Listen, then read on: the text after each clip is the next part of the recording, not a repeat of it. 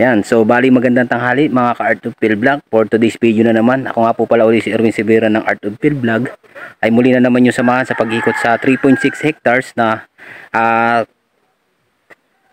tuhog ng barangay road na cemented road. So dito po ay may electricity tayo ng poste ng kuryente. So ang kagandahan po ng property na 3.6 hectares ay meron tayong frontage na nasa 110 meters frontage po sa barangay road. So ito na po yung property. Mula doon sa may dulo na yon, pinistuhan ko na po itong gitna, doon sa may tao nakatayo na unahan pa po noon, yung may pagliko, ay ito na po yung property niya. Yan pong medyo maraming tanim na niyog at maraming hardwood. So diyan po sa loob niyan, meron po tayo diyan source of water, nandiyan po yung sapa at yung pong bukal na kinukuhaan na ng tubig ng barangay. Marami po diyan patubig sa loob na yan. At ang kagandahan po nito ay napakarami po na nilalamang produkto ng niyog. So dito po ay marami rin nilalamang mga hardwood na anilaw. So bago ko po pasukin ito, ako nga po pala uli si Erwin Severa ng Art of Field Vlog. Yan. So wag po natin kalimutan pakipindot po natin yung ating notification bell para lagi po tayong updated sa mga video po natin na ina-upload na mga property. Yan. So bali bago ko po pasukin yan, babanggitin na po natin yung details ng property na 3.6 hectares na pinabibinta po sa atin na ito. Yan. So papasukin na po natin yung 3.6 hectares na ito.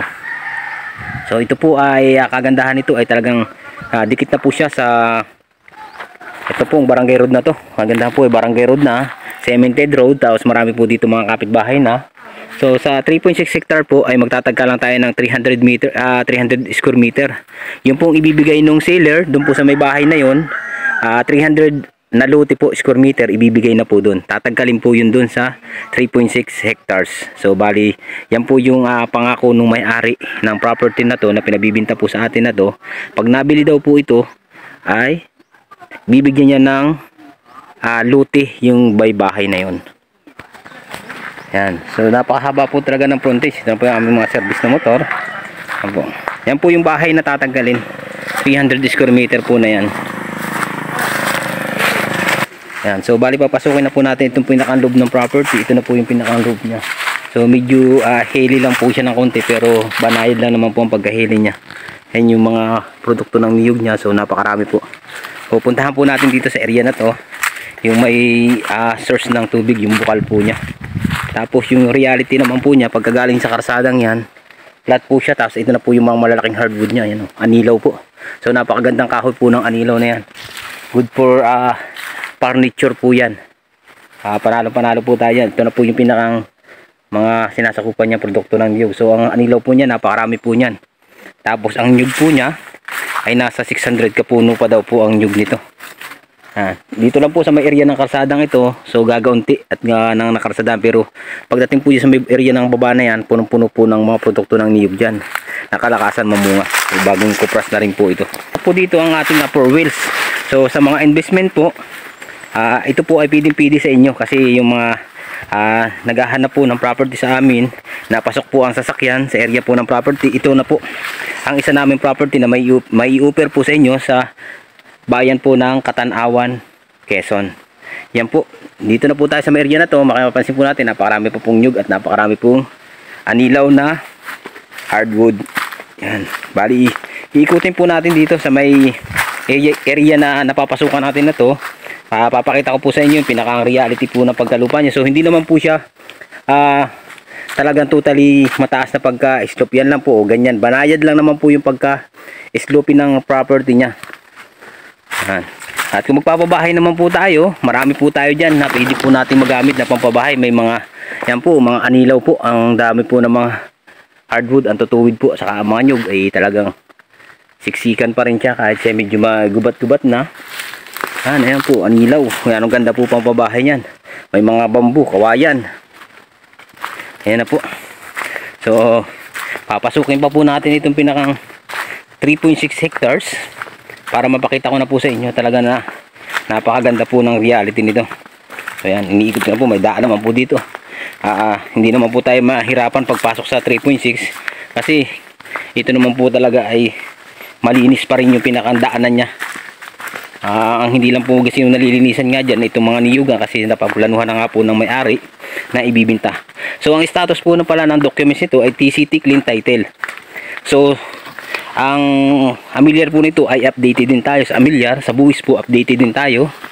Ang ano lang po nito, ang nasa title po nito ay magulang na nagbibinta. So ito po ay may family tree na magkakapatid. Pero wala na po magiging problema tayo kasi yung magkakapatid po na yan sa nag-usap-usap na po dito sa mana nilang lupa na to na ibibinta na lang po nila at paghahati-hatian na lang po ang pirang mapapagbintahan ng lupa na pinabibinta na 3.6 hectares po. Ayan po yung mga nyug na sinasakupan po. Tubig natin sa area po na yan, nandiyan po yung mga bukal. Yan. Pero napakaganda naman po, banayad na naman po yung pagka-hili niya. Mga buyer dyan na gusto po mag-inquire ng ganitong property na marami pong produkto ng niyog, ayan o, pinakikita ko na po sa inyo screen. Makikita po ninyo dyan aming contact numbers, ang WhatsApp and Viber po sa taas po ng ating screen na yan. Yan. So pag ganyan po tayo, area po na yan, marami pa rin po mga nyug dyan sa area na yan. So hindi lang po nakikita, gawa ng makakapal po itong kawayan na ito, pero pwede naman po natin ipalinis yan pag ito po ay ating inabil. So madami pong anahaw. Ang anahaw po dito sa Katanawang Quezon po ay nabibili po yan. 2 piso po ang presyo ng dahon po ng anahaw dito.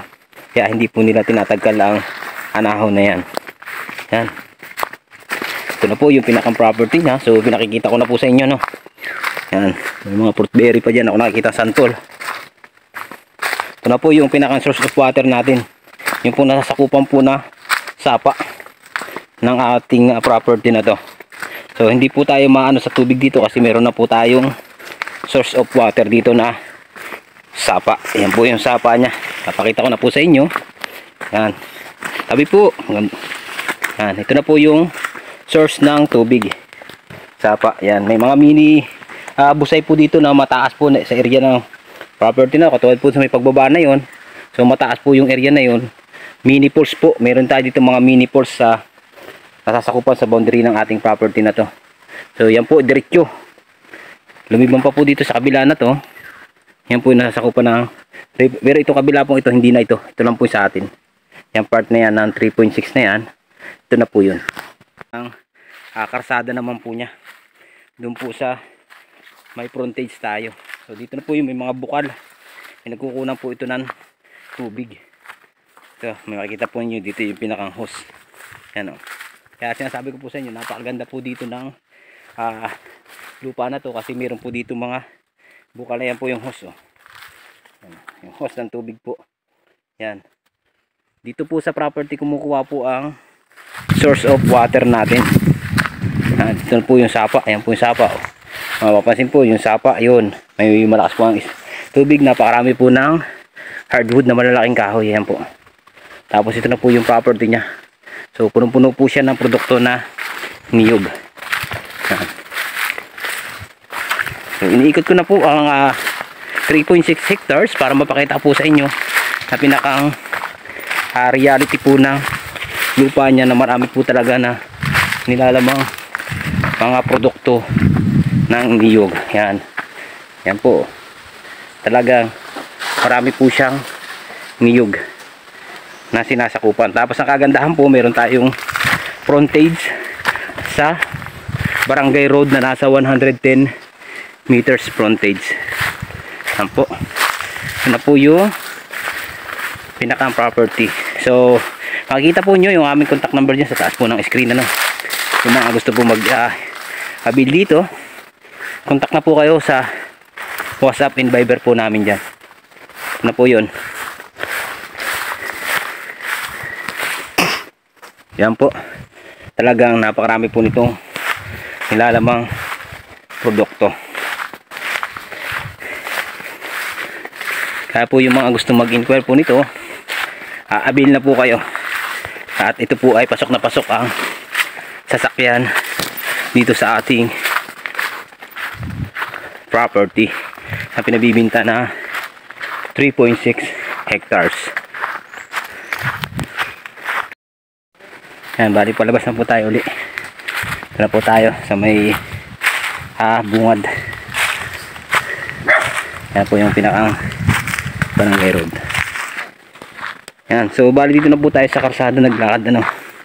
So ito na po yung frontage. Yan po ako galing kanina sa baba.